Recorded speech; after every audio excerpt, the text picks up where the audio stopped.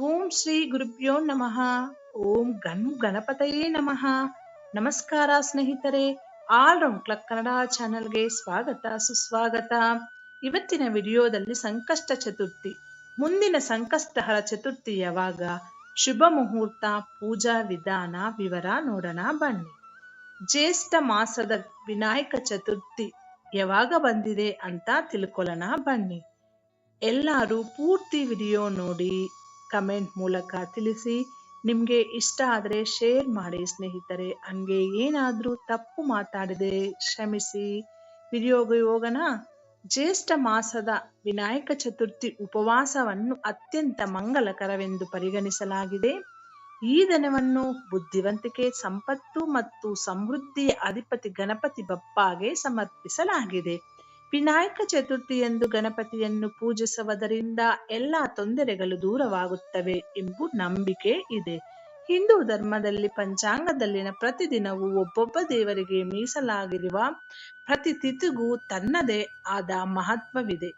ಪ್ರತಿ ತಿಥಿಯು ಕೆಲವು ದೇವತೆಗಳಿಗೆ ಸಮರ್ಪಿತವಾಗಿದೆ. ಸೋಮವಾರ ಶಿವನಿಗೆ, ಮಂಗಳವಾರ ಹನುಮಂತನಿಗೆ ಮತ್ತು ಗುರುವಾರ ವಿಷ್ಣುವಿಗೆ ಸಮರ್ಪಿತವಾದಂತೆ ಚತುರ್ಥಿ ತಿಥಿ ಅಂದ್ರೆ ಸಂಕಷ್ಟ ಚತುರ್ಥಿ ಕೂಡ ಗಣೇಶನ ಆರಾಧನೆಗೆ ಬಹುಳ ವಿಶೇಷವೆಂದು ಪರಿಗಣಿಸಲಾಗಿದೆ.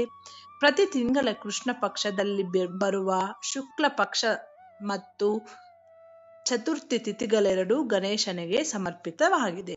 ಜ್ಯೇಷ್ಠ ಮಾಸದ ಶುಕ್ಲ ಪಕ್ಷದ ಚತುರ್ಥಿ ತಿಥಿ ಬರಲಿದೆ. ಇದನ್ನು ವಿನಾಯಕ ಚತುರ್ಥಿ ಎಂದು ಕರೆಯಲಾಗುತ್ತದೆ. ವಿನಾಯಕ ಚತುರ್ಥಿಯ ದಿನದಂದು ಗಣಪತಿಯನ್ನು ಪೂಜಿಸುವುದರಿಂದ ಎಲ್ಲ ಅಡೆತಡೆಗಳು ದೂರವಾಗುತ್ತವೆ. ವಿನಾಯಕ ಚತುರ್ಥಿ ಉಪವಾಸವನ್ನು ಅತ್ಯಂತ ಮಂಗಲಕರವೆಂದು ಪರಿಗಣಿಸಲಾಗಿದೆ. ಈ ದಿನವನ್ನು ಬುದ್ಧಿವಂತಿಕೆ, ಸಂಪತ್ತು ಮತ್ತು ಸಮೃದ್ಧಿಯ ಅಧಿಪತಿ ಗಣಪತಿ ಬಪ್ಪಗೆ ಸಮರ್ಪಿಸಲಾಗಿದೆ. ಈ ತಿಥಿಯನ್ನು ಸಂಕಷ್ಟ ಚತುರ್ಥಿ ಎಂದು ಕರೆಯಲಾಗಿದೆ. ಸಂಕಷ್ಟ ಚತುರ್ಥಿಯಂದು ಗಣಪತಿಯನ್ನು ಪೂಜಿಸುವುದರಿಂದ ಎಲ್ಲ ತೊಂದರೆಗಳು ದೂರವಾಗುತ್ತವೆ. ಆದರೆ ಈ ತಿಂಗಳ ಸಂಕಷ್ಟ ಚತುರ್ಥಿ ಪೂಜೆಗೆ ಸಂಬಂಧಿಸಿದಂತೆ ಗೊಂದಲವಿದೆ.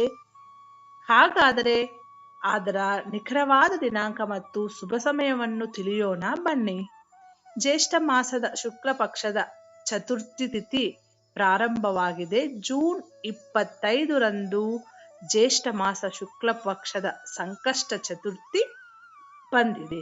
ಸಂಕಷ್ಟ ಚತುರ್ಥಿ ವ್ರತ ಯಾವಾಗ, ಚತುರ್ಥಿಯನ್ನು ಯಾವಾಗ ಮಾಡಬೇಕು ಅಂದ್ರೆ ಪಂಚಾಂಗದ ಪ್ರಕಾರ ಜೂನ್ 25 ಮಾತ್ರ ಮಾಡಬೇಕಾಗುತ್ತದೆ.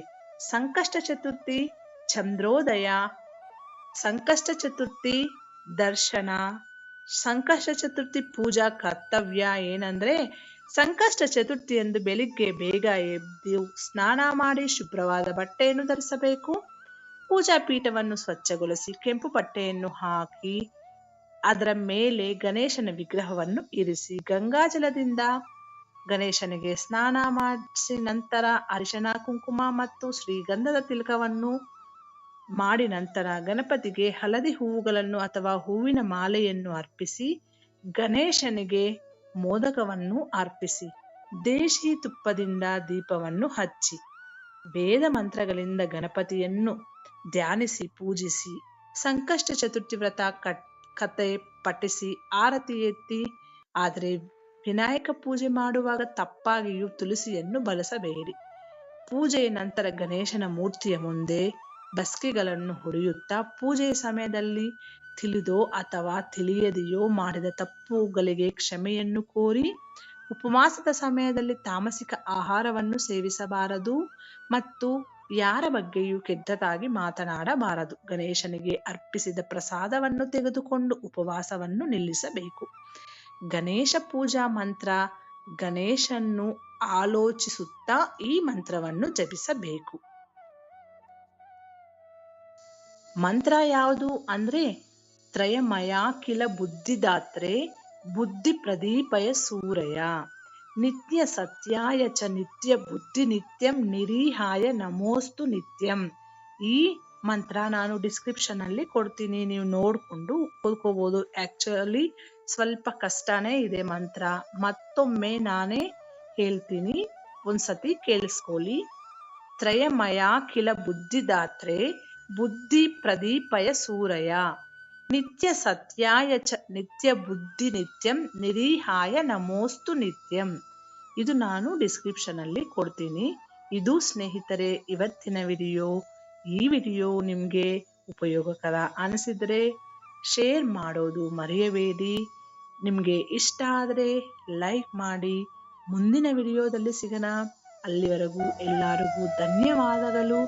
ನಿಮ್ಮೆಲ್ಲರಿಗೂ ಸಂಕಷ್ಟ ಚತುರ್ಥಿಯ ಶುಭಾಶಯಗಳು.